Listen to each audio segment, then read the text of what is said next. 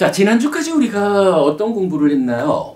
두 번째 학술 세미나 깨달음을 하고 이 깨달음을 준비하는 과정을 열몇 번 하면서 교재를 만들었는데 만들어진 교재를 이게 뭐 사실 큰 책이지 않습니까? 이 큰 책을 세미나고 몇 시간 동안 다 할 수 없으니까 세미나에서는 그저 뭐 교재는 거의 보지 못하고 개념적으로 깨달음을 설명했죠.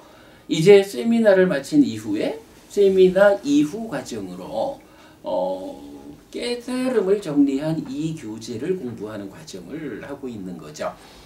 우리가 교재를 크게 두 개의 파트로 만들었어요. 하나는 경전을 꿰어가지고 깨달음은 이런 것이다 라고 개념적으로 설명하는 파트 1. 그리고 나면 파트 2는 뭔가요? 깨달음의 근거가 되는 여러 가지 경전 용례들을 우리가 발견할 수 있었죠. 뭐 말하자면 부처님이 나는 이것을 깨달았다 라고 말하거나 이러기 때문에 나는 부처다 라고 말하거나 이런 것들은 부처님이 당신의 깨달음의 내용을 알려주는 것이다 라는 용례들을 주목한 거죠. 그래서 그 용례를 공부하는 게 파트 2 이래 되어 있습니다. 그 가운데 우리가 세미나장에서 파트 1의 4가지 작은 주제 중에 3가지를 했고 네 번째 작은 주제 깨달음의 산물, 깨달음에 의해서 생겨나는 것이 무엇일까? 라는 측면에서 열반이라는 네 번째 주제를 지금 공부하는 중이죠. 그래서 요 공부를 마치고 나면 이제 파트 2로 가가지고 용례를 공부할 텐데 사실은 이 지금 하고 있는 이 파트 1은 좀 어려워요. 깨달음을 개념적으로 설명하는 거니까 어려운데 뭐 그래도 이건 잘 마감을 해야 할 거고 용례로 들어가면 굉장히 재밌는 정말로 부처님이 경전에서 이렇게 깨달음을 말하고 있구나 아주 재밌게 공부할 수 있어요. 뭐 제 생각에는 한 2번 정도는 열반 이야기를 좀 더 해야 할 것 같아요. 자, 이렇게 열반을 공부하는 가운데 지난주에는 어떤 이야기가 있었나요? 열반이라는 것은 삽배상카라 사마토라고 해서 모든 행들의 그침 이런 개념을 보았죠. 그랬을 때 그 개념을 하나는 무상의 개성을 통해 가지고 무상의 개성 이런 거였죠. 아니짜 왔다 상카라 조건적인 것은 무상하다. 우빠다 와야 단미노 일어나고 사라지는 성질을 가진 것이다. 행이라는 거 조건적인 거. 우빠치뜨와 니로짠띠 일어났다라는 이것을 원인으로 소멸하는 것이다.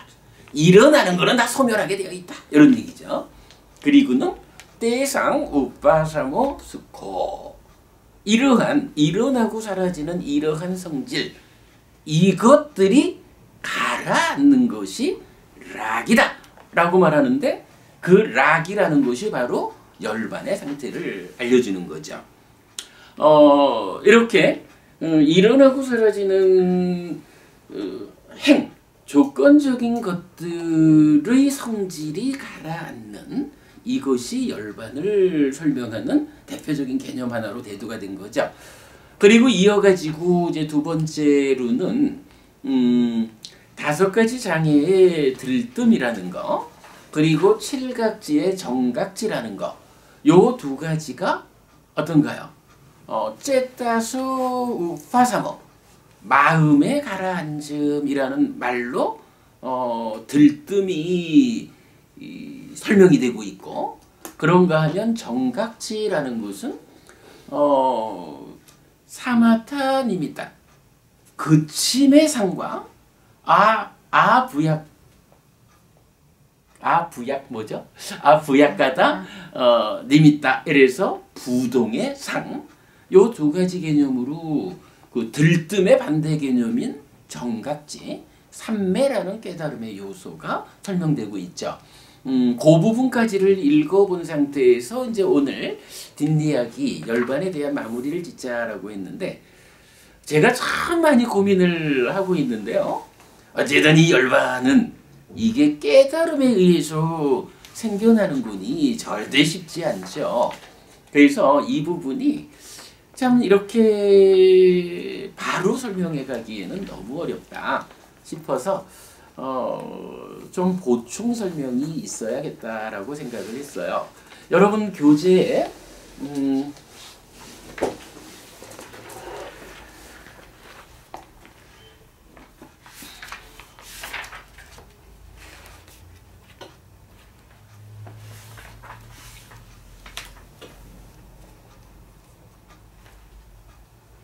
네, 깨달음 교재의 103쪽 보겠습니다. 103쪽 보시면 연기적 삶의 이해의 접근이라고 나와요.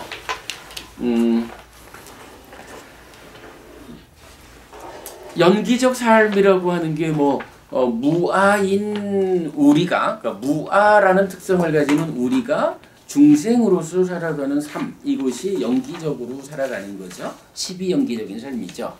그 다음 페이지 보면 연기적 삶의 이해, 십지연기라고 되어 있고요. 그 다음 페이지는 연기적 삶의 이해, 12연기라고 세 장의 그림이 유사한 틀을 가진 상태에서 조금씩 보충된 설명을 하고 있어요. 요 개념이 사실은 12연기적으로 내 삶을 이해하는 거고, 삶이 이해되어야 삶의 문제가 해소되고 실현된 것으로의 열반이 정의될 수 있다. 요 부분 때문에 이 세 가지 그림과 관련한 기본적인 설명을 간단하게 설명해 드리도록 하겠습니다.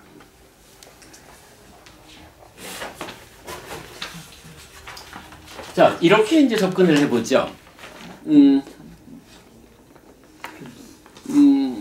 살잖아요. 따루니 부부님, 누가 살아요? 내가 살지요.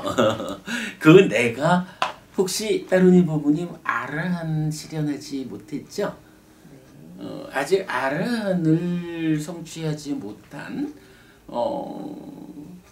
그래서 죽으면 또다시 태어나서 늙고 죽음을 반복하는 윤회하는 삶의 과정에 있는 따루니 부부님, 내가 사는 거죠. 어쨌든 이제 불교 공부가 기본적으로 어디에 근본을 두느냐 하면 내가 산다는 거죠. 근데 이 나라고 하는 존재가 어떤 존재냐 하면 번뇌라고 하는 것의 영향 위에서 우리가 보통 말하는 탐진치가 함께한 유위적인 삶이죠. 이렇게 나의 내면에서 번뇌가 함께했다. 그러니까 번뇌의 영향을 받는다. 탐진치와 함께한다. 유위적인 삶이다. 라고 정의되는 이러한 어떤 존재 상황을 놓고 그걸 나여! 라고 붙잡으면서 살아가는 거. 그래서 이걸 우리가 어떻게 표현하죠? 존재라는 것이 있는데 이 존재가 완전한 존재가 아니고요. 불완전한 존재 상태를 갖고 있다는 거예요. 왜 불완전할까라고 보니까 여기서 이제 불교의 전제가 하나 있죠. 존재하는 모든 것들은 원래 있는 게 아니죠. 그래서 불교에서는 창조주 하나님이라는 개념이 부정되잖아요. 부처님이 깨달은 눈으로 보았을 때 존재한다라는 모든 것은 어느 하나도 원래 있는 이런 것은 이치에 맞지 않다. 원래 있다라고 하는 개념은 없다. 어떤 것이든지 생겨난 것이다. 생겨나는 것이다. 원래 있는 거. 이 원래 있다라고 하면 그걸 뭐라고 불러요? 그건 본질인 거요. 고정불변의 실체요. 우리 잘 아는 말로 참된 것이요. 이렇게 부르는 거잖아요. 근데 부처님 깨달음의 눈에 의해서 확인했을 때 이 세상 어디에도 그런 본질인 거, 원래 있는 거, 변치 않는 그거, 참되다라고 말할 그거는 없더라 라고 말하는 게 바로 무아잖아요. 그래서 무아라는 말을 내가 없습니다 이렇게 보면 안 된다는 거죠. 나라고 하는 존재가 아니 뭐 어쩌지 몸과 마음이 함께 해가지고 따루니라고 불리는 따루니는 있죠, 그죠? 분명히 지금 실존하고 있단 말이에요. 오늘은 몇 사람이나 고객을 만나셨어요? 많이 못 만나셨나? 고객을 만났다라고 할 때 그게 나는 없어요, 무아예요. 이래서 나는 없고 헛개비가 만나요. 이거 아니죠. 분명히 삶의 중심, 주인공으로 따르니라는 한 사람이 사람들을 만나는 거예요. 제보부님도 오늘 많은 사람 만나셨죠. 그럴 때 제보부님 나는 본래 없어. 그런 어떤 이름뿐인 최종원이 만난 건 아니죠. 분명히 최보부님이라고 하는 삶의 주인공이 주체적으로 사람들을 만나셨잖아요. 이게 만약 불교가 무아라고 말을 하면서 나 없는 거요 이렇게 말한다 그러면 나는 부처님을 따라 믿기가 어려웠을 것 같아요. 그런데 우리가 공부를 해보니까 어때요? 부처님이 말씀하시는 무아라고 하는 것은 그 개념이 아니잖아요.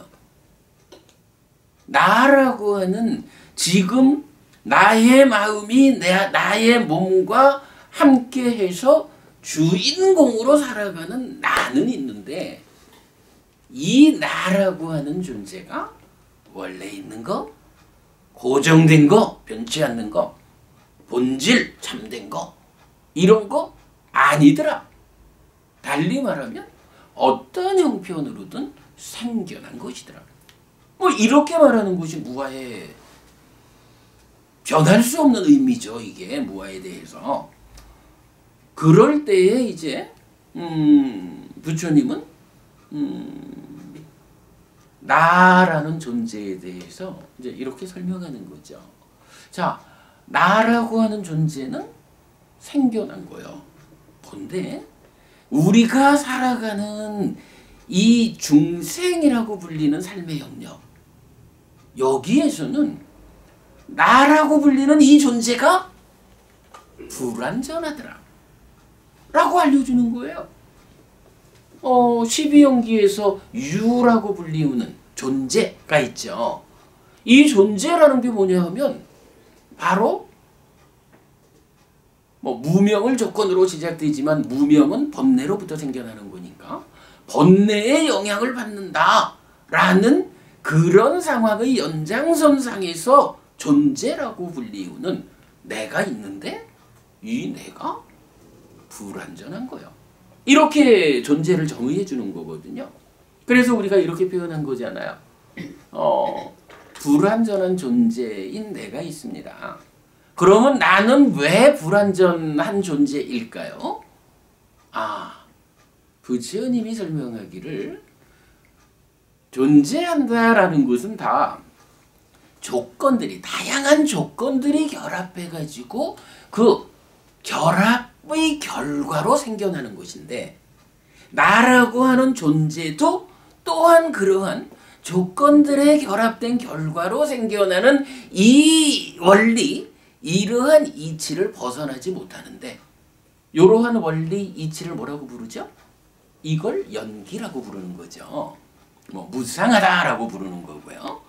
그런데 문제는 나라는 존재가 생겨나는 그 과정을 보니까 과정이 번뇌로부터 출발해가지고 나라는 존재가 만들어지는 그 과정이 완전한 과정이 아니더라. 생겨나는 과정이 불완전하니까 어떻게 돼요? 그 결과로 생겨난 결과물, 나라는 존재가 불완전하다. 이렇게 되는 거죠. 12연기가 이러한 삶의 이야기를 하면서 존재가 10번째로 나타나고 존재를 조건으로 태어남이 태어남을 조건으로 늙음, 죽음, 이 또는 수비고운에 이런 일체의 괴로움이 있다라고 조건관계를 말하는 것은 뭔가요? 바로 존재가 생겨나는 그 과정이 불완전해서 생겨나 있는 나라고 불리는 이 존재 상황이 불완전한 거예요. 불완전하다는 여기에 수반되는 현상이 참으로 불완전한 존재 상황을 말하자면 몸과 마음이 교리적 용어로는 식과 명색이 서로 조건되는 가운데에 함께해서 오취온이라고 불리는 나를 만드는 거거든요. 이게 존재거든요. 그런데 여기에 문제 상황이 또 있는 거예요. 식이라고 하는 이 마음은 매 순간순간의 삶의 결과를 누적해 가면서 변화해 가잖아요.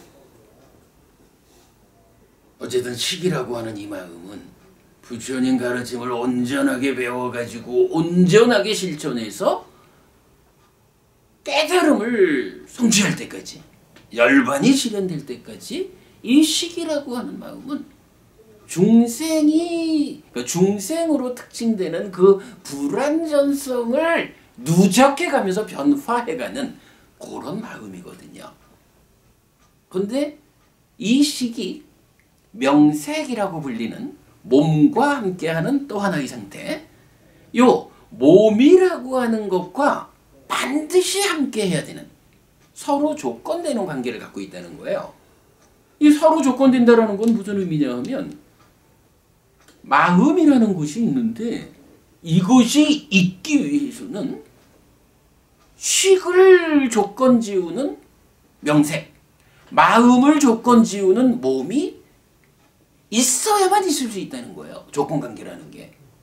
그러니까 몸이 없이는 마음은 존재 상황이, 글쎄 이거를 형이상학적으로 어떤 그런 마음을 설정할 수는 있는지 몰라도 부처님이 알려주는 바 우리 삶의 이야기, 내 삶의 현실에서는 몸이 없이 한순간도 마음이라는 것이 독립적으로 존재할 수가 없는 거예요. 그게 가능하다라고 하면 몸과 마음의 식과 명색에 서로 조건되는 이런 부처님의 선언이 깨져야 된다고. 그러면 불교가 틀린 거예요. 이런 이야기가 돼요. 역으로 몸이라는 건 어때요? 몸도 마음에 그러니까 서로 조건되니까 몸이 있으려면 역시 마음이라는 것이 함께 있어야 돼요. 마음 없이는 몸이 있을 수가 없어. 그러니까 해명신보부님, 우리 말이에요. 살다 보면 뭐 좀 쉽게 이렇게 말해 볼까요? 해명신보부님 저기 숨을 얼마나 참을 수 있어요? 얼마나 참으실까? 한 10분 참을 수 있어요? 10분 못 참네? 1분도 참지. 그러면 해명신보부님 말이야. 10분 동안 숨을 못 참죠. 근데 만약에 어떤 조건에 의해서 강제되어 가지고 10분간 숨을 못 쉬었어. 그럼 어떤 일이 생길까요?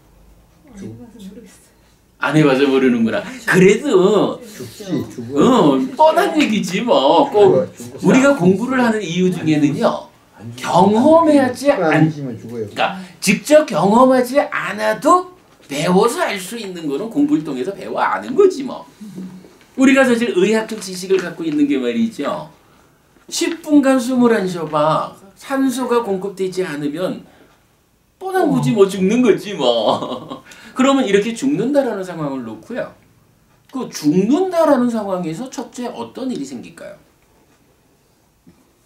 죽으면 경전은 죽는다라는 상황을 놓고 두 가지를 말해줘요.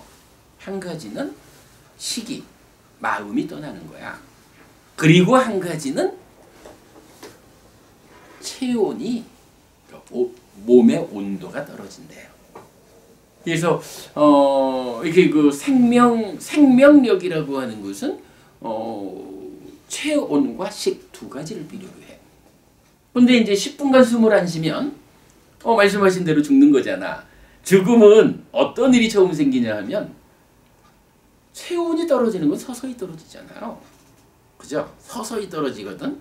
근데 이렇게 서서히 떨어지는 체온하고 달리 죽는 그 순간 단박 벌어지는 현상이 있다고. 그게 뭐냐 하군요. 마음이 떠나가는 거예요.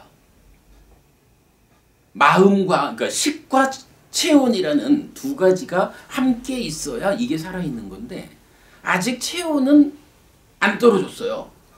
그러나 식이라는 마음이 딱 떠나고 나면 이제 이건 죽은 거야. 그러면 그때부터 체온은 살아있는 상태를 유지하지 못하고 체온은 식어가는 거야. 뭐 이렇게 그래서 우리가 이거는 시체들은 차가워지죠. 그러면 이 이제 식이 떠났다라고 하는 이것이 의미하는 게 뭘까요? 자, 몸과 마음이 함께 해가지고 내가 되어 있잖아요. 근데 마음이 식이 떠났어. 식이 떠났다라고 하면 이거를 우리가 죽었다라고 말하는 건데 그러면 이때 남아있는 몸은 어떻게 되죠? 최보부님. 지금 최보부님 이 몸은 아주 소중하잖아요. 아 소중하다고요? 소중해요. 괜히 제가 이렇게 말하면 몸은 아예 마음이 중요하지 몸이야. 뭐 이렇게 접근할 필요 없이 부처님은 이게 예를 들자면 힌두교나 이렇게 그 아뜸 아닌 마음을 설정하는 종교하고 불교가 달라요. 아뜸만을 말하는 종교에서는 나라는 것은 본질적으로 마음이지 뭐 아뜸만이지 뭐 몸이야까지 껍데기 바꾸는 거지. 이래가지고 몸은 그 좀 그렇지 소홀히 하는 거죠.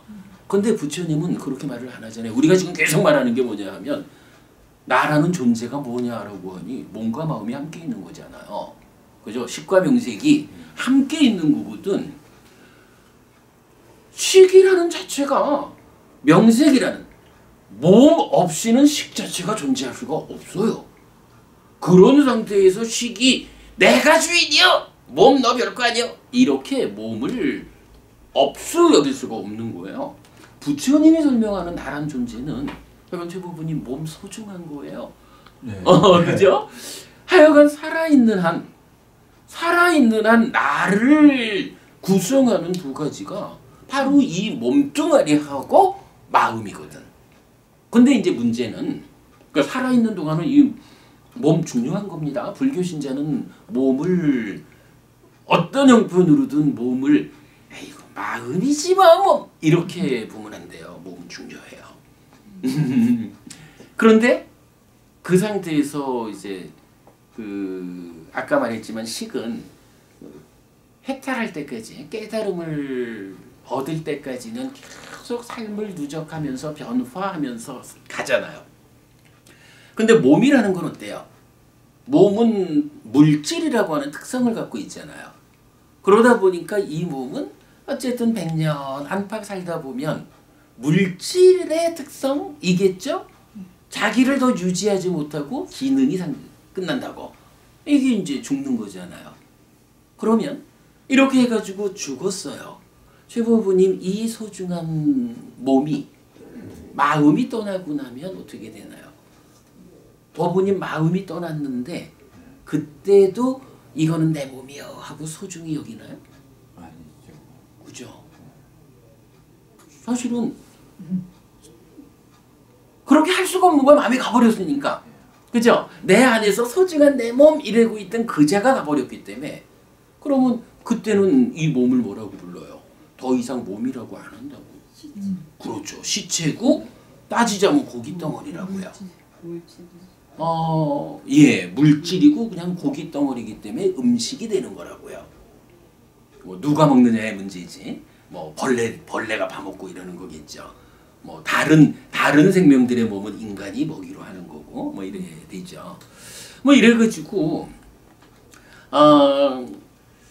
불완전한 존재다라고 하는 이 상황에 어떤 현상이 나타나느냐라고 하면 바로 그 불완전함을 나타내는 대표적 현상이 몸이라는 것과 함께하는 이 상황. 거기서 몸이 이게 마음처럼 식처럼 오래 살아주지를 못하고 100년이면 죽어버린다고. 그런데 문제는 이 식이 몸 없이는 존재를 못해. 그러니까 죽는 그 순간 어떤 일이 벌어져요?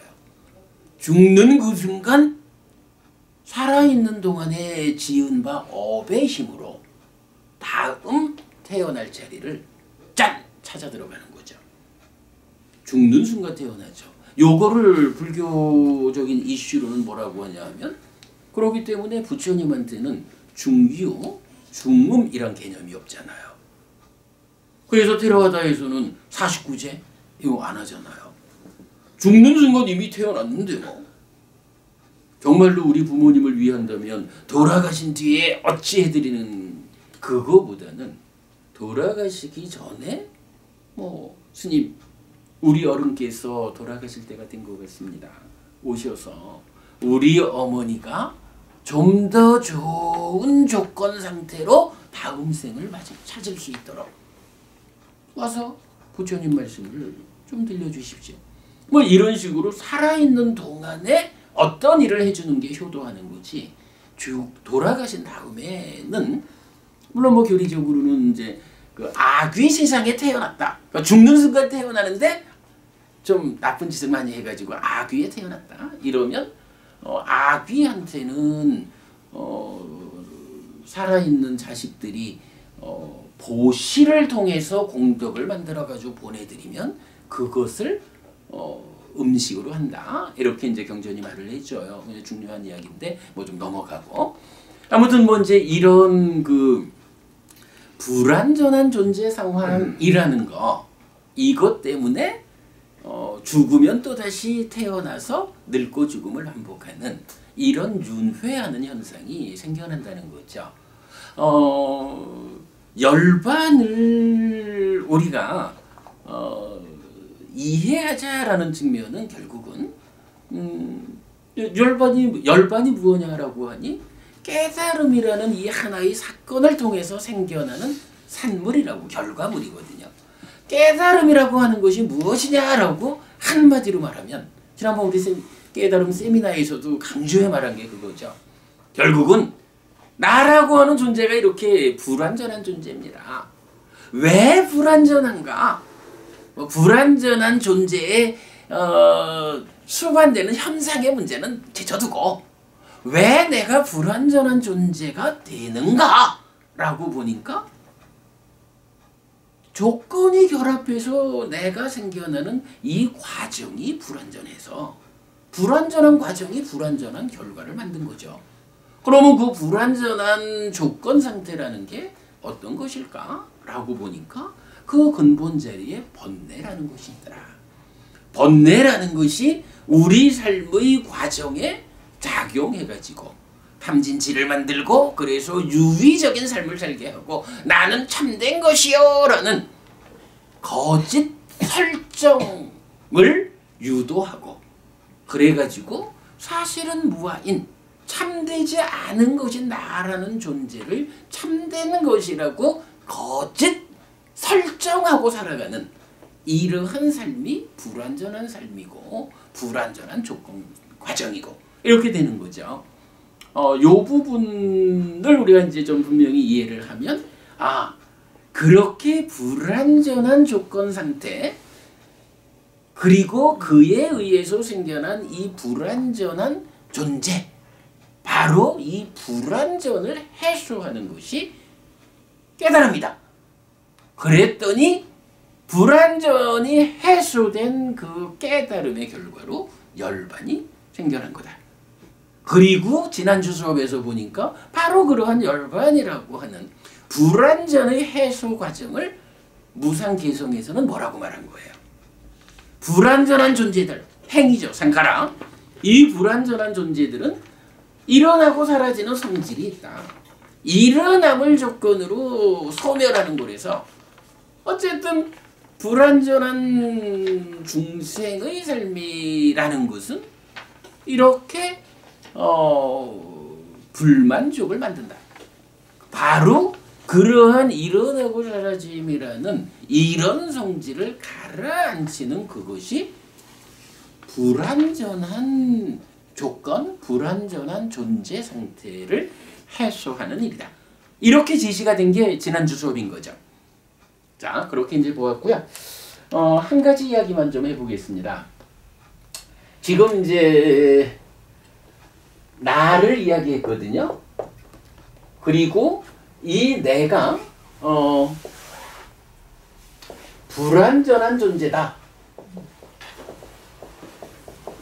그런데 이 불완전한 존재는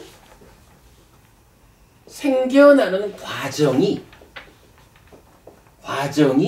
저 밑에 번뇌라는 걸로부터 출발하면서 불완전한 과정이 진행된다. 불완전한 과정의 끝에 불완전한 존재가 생겨나고 이것이 나라고 불리는 중생이다. 이거죠. 그러면서 이제 이 나라는 것이 방금 어떻게 설명됐냐 하면 식,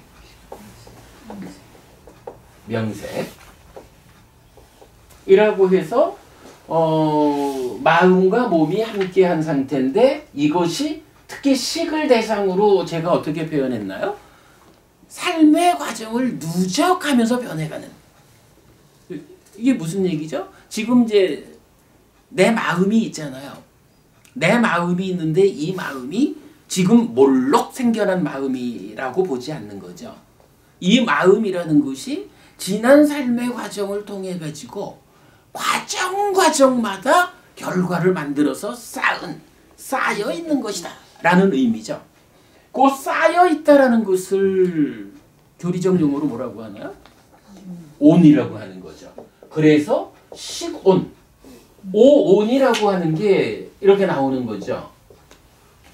그래서 이렇게 온, 누적된 거, 쌓여있는, 덩어리되어 있는 식하고 거기에 색, 몸이라는 거, 뭐 명이라는 거, 수상행, 수상사 촉작의 나오죠.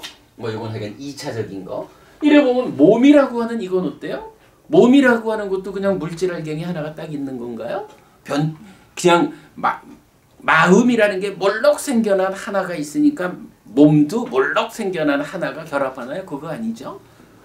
몸이라고 하는 이것도 삶의 과정을 누적하면서 게으르게, 그러니까 운동하지 않는 삶을 누적하면 뚱뚱해지고 병 걸릴 거고, 그러니까 적절하게 운동하는 삶을 누적하면 건강한 몸을 만들 거고, 뭐 이렇게 삶이 누적된 몸이죠.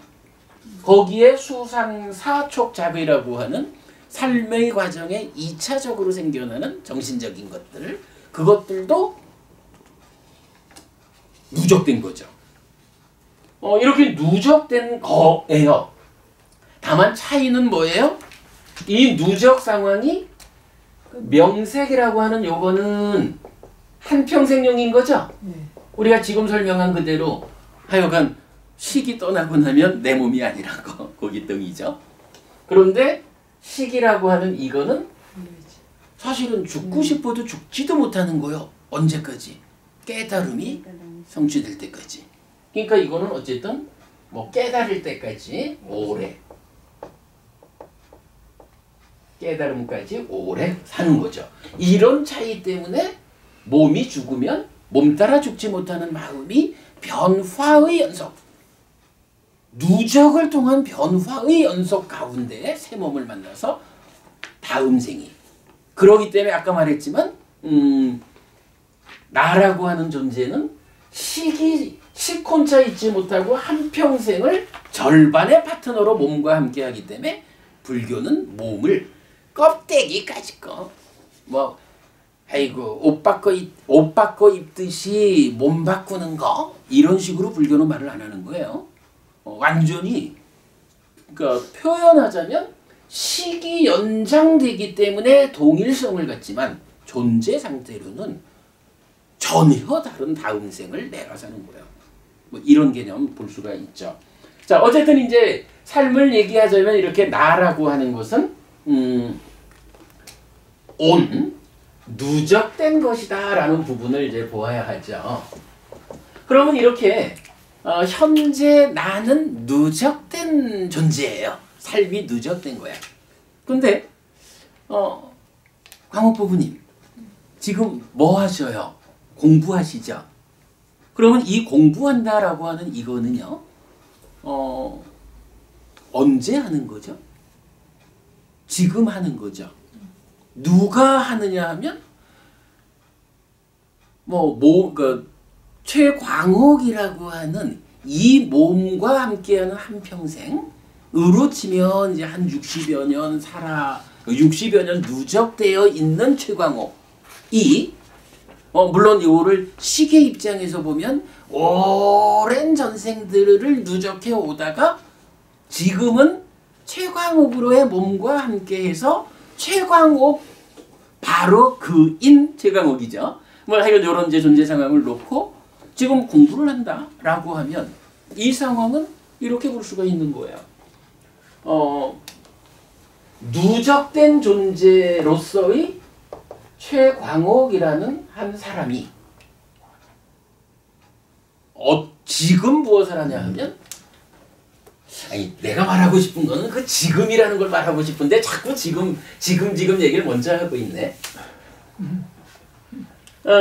지금 여기에. 예. 그러면 이제 지금 삶 자체를 놓고 보면 누적된 결과물인 최광옥 부부님이 뭐 하고 있나요? 라고 하니까 지금을 사는 거예요. 표현이 저거 애매하네. 하여간 지금을 살아. 근데 이 지금을 산다라고 하는 요거는 지금을 사는 방법이 뭐죠?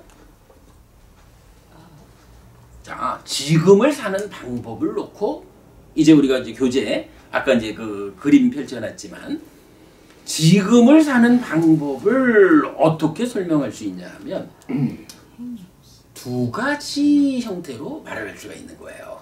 하나는 인식하는 거죠. 광옥부부님 저 보고 지금 인식하고 계시죠? 그런가 하면 인식되었기 때문에 인식한 그에게 인식된 대상한테 행위를 하는 거라고. 이 행위는 언제 하는 행위예요? 아까 한 행위는 그 행위의 결과물이 와서 이미 쌓여가지고 나를 바꾸고 있는 거죠. 여기서 이제 행위라고 하는 거는 지금, 그죠? 지금 이 순간 나의 삶을 말하는데 인식하고 행위하고 요걸 말하는 거죠. 그러니까 이걸 보면은 결국은 과거 삶이 누적된 결과로서의 내가 지금을 사는데 지금이 어떻게 설명되냐 하니 보고 내가 보아 안 그에게 행위하는 거. 이렇게 되는 거죠. 자, 그리고는 이제 부처님이 설명하는 삶의 이야기를 이렇게 시작해 볼 수가 있는 거예요. 이제 한 10분 안에 마무리 짓도록 할게요. 우리 쫑파트 해야 되는데, 그지? 너무 길면 재미없죠? 네, 간단한 얘기만 좀 해보면, 자, 부처님은 이제 삶을 이렇게 설명을 해요. 인식과 행위가, 이게 순서로 보면, 누적된 것인 내가 인식하고 행위하잖아. 인식이 먼저죠, 뭐. 근데 이게, 내가 사는데, 지금이라고 하는 이 한순간만 살고 끝나나요? 그렇지 않잖아요. 사실은 뭐 누적된 것도 다 그 누적되는 그 시점에는 각각이 현재였지 뭐. 현재라는 이름으로 늘 이게 진행돼 가고 있잖아요. 지금은 지금이 현재고 1시간 뒤에는 1시간 뒤가 현재라고. 그죠? 삶이라는 건 이렇게 이어져 가는 거, 연속되어 가는 거죠. 이럴 때에 그렇다면 인식은 반드시 행위보다 앞서는 것일까? 이렇게 말하면 적절하지 않을 수가 있는 거예요. 그래서 부처님은 인식과 행위라는 지금 삶에는 연결관계가 있다. 이 두 가지는 연결되어 있다. 어떻게 연결되느냐 하니 행위라는 것이 인식으로 연결된다. 자, 누적된 내가 인식을 하는데 이러한 인식 과정에는 행위라는 것이 또한 이 인식에 연결되어 있다. 근데 이게 보면 시간적으로는 이게 A라면 이건 A 플러스 1이라고 하는 엄밀히 이게 뭐 시간을 넘어선 가르침이니까 그렇지만 논리적으로 보면 미래잖아요. 근데 미래라는 것이 어떻게 연결되어 올까? 이런 부분도 좀 볼 수 있지만 어쨌든 이제 부처님은 인식을 하는 데는 행위가 즉 따지면 한순간 이후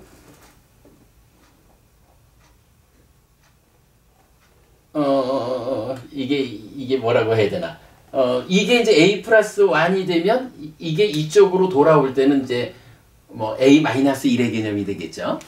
한순간 이전의 행위 상태가 인식으로 연결되어 온다라고 말하죠. 그리고 이 연결되어 오는데 이게 그냥 자기가 그러니까 행위가 알아가지고 돌아오는 것은 아니라는 거죠. 부처님은 이 자리에 행위를 인식으로 연결해주는 매개물이 있다. 따르니 법부님, 어떤 것이 있어서 행위를 인식으로 연결, 매개해주죠? 찬다라가. 여기에 뭐 기본적으로는 찬다라는 것이 있어요. 요게 이제 마음 심자 없는 욕자로 이제 우리 번역하고 있죠. 쩐디법부님 말씀하시는 거지만 찬다라가 욕탐이라고 하는 게 우리가 늘 작은 순환 고리로 차지하고 있는 거죠. 따르니 법부님 욕탐 요 자리 알죠? 네, 스님 이 맨 처음에 인식과 행위가 있고, 그러니까 A와 A 플러스 1, 그러니까 A 인식을 하고 행위를 하는데 그 행위가 다시 인식으로 적용된다고 말씀하시는 거잖아요. 네네. 그 인식이 그 앞에 인식에 적용되는 게 아니고 다음 돌아오는 거에 적용되는 거. 그러니까. 그죠? 그래서 여기 이제 금방 그러니까, 플러스 1을 지웠어요. 예. 같은 순간의 인식과 행인데 이게 돌아가면 다음 순간 인식이 돼버려요. 다음 순간. 그죠? 그러니까 그 다음 순간을 다시 A라고 말하려니까 돌아오는 거는 A-1이라고 표현을 한 거죠. 이게 다음 순간으로 참여하는 거지. 그래서 어쨌든 행위가 인식으로 되돌아간다. 다음 순간의 인식으로 되돌아가는 거죠. 그 그림을 이렇게 인식 행위 다시 인식 행위 이런 식으로 좀 더 그렇게 하면 그 그림이 끝이었거든요. 어쨌든 좋아. 예. 어쨌든 좋아. 이렇게 이제 어쨌든 이건 우리가 요점적으로 보자는 건 이거예요. 인식과 행위가 있는데 이 두 개가 서로 연결되어 있다. 그랬을 때 행위를 인식으로 연결해주는 그 역할을 담당하는 것이 찬다라는 것이다. 요 개념으로 일단 보고 그런가 하면 행위만 인식으로 연결되는 건 아니죠. 인식도 다시 행위로 연결돼야 되잖아요. 자, 부처님은 이제 이 인식이 행위로 연결되는 이 과정 행위가 찬다를 매개로 인식으로 돌아갔다라고 하면 인식이 행위로 연결되는 여기도 무언가 있겠죠. 여기엔 무엇가 있어야 될까요? 산냐, 상. 좋아요. 근데 그게 정답은 아니죠. 이게 정답은 아니죠. 여기서 자 우리가 찾아낸 정말 기가 막힌 결론이 그거죠. 행위가 인식으로 연결될 때는 찬다라고 하는 하나의 어떤 것이 이거 보통 이제 법 이렇게 말하는 거죠. 찬다라고 불리는 그것이 행위의 어떤 상태를 행위의 상태를 싣고 와가지고 인식에다 전달을 해주거든요. 그러니까 여기는 그냥 한순간 이전의 행위 상태가 아주 지독하게 화가 많이 난 상태네? 이러면 지독하게 화가 많이 난 상태 그거를 그대로 싣고 오는 거야. 그러니까 한순간 이전에 화가 버럭 나면은 그 다음에 보이는 게 다 미워 보이는 거지 뭐. 이렇게 싣고 오는데 부처님 가르침의 중심자리, 핵심은 바로 여기에 있죠.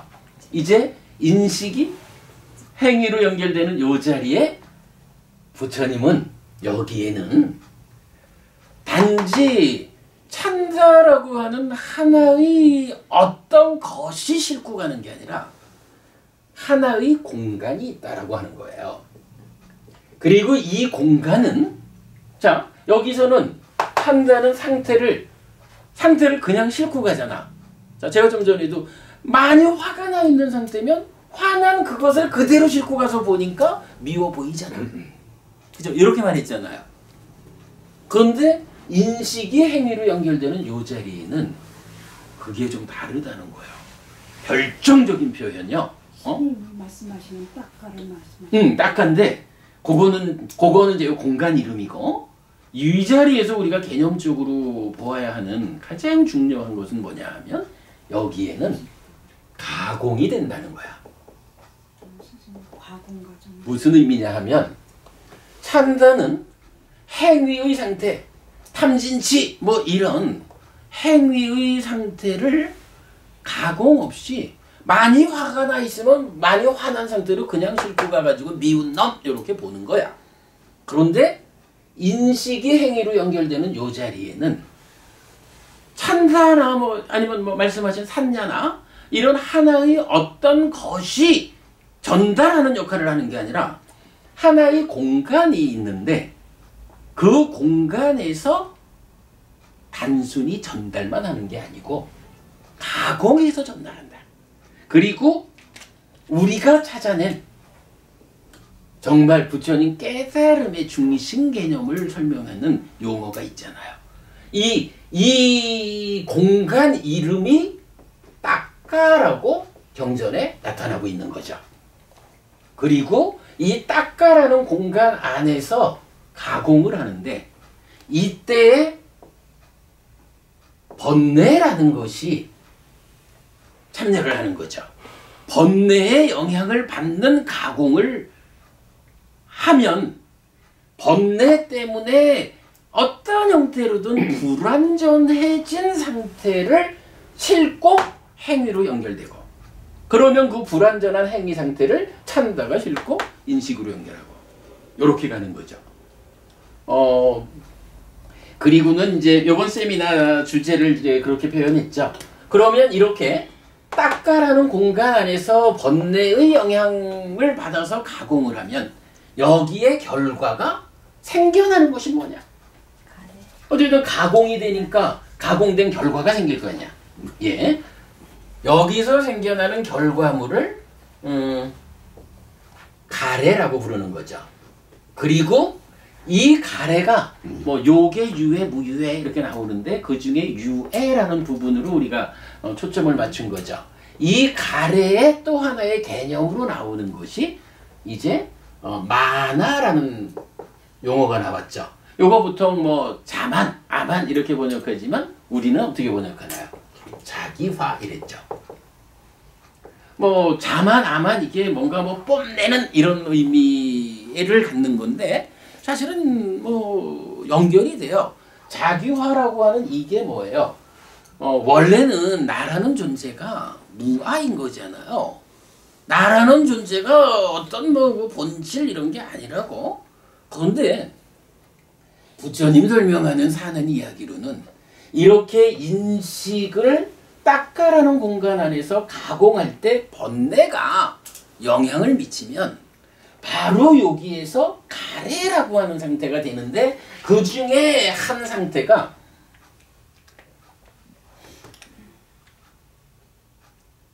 그렇게 한다는 거예요. 나는 참된 것이야. 나는 항상 한 거요. 나는 아트만이요. 나는 본질이요. 라고 그러니까 그게 이제 말하자면 뽐내는 그러니까 자만 이렇게도 연결이 되는 개념이에요. 내가 표현하자면 부처님은 나라는 존재를 무아라고 본질 아니라고 참되지 않은 거라고 불완전하다고 말하지만 나는 참된 거요. 라고 자기를 참된 존재라고 딱 설정하는 것. 그게 여기서 이제 자기화, 만화라는 개념으로 나온다고요.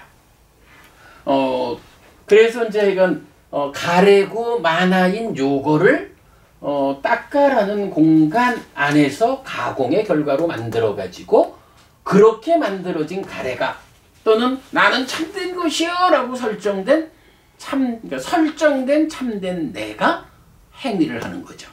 그 행위 상태를 참다가 싫고 인식하죠.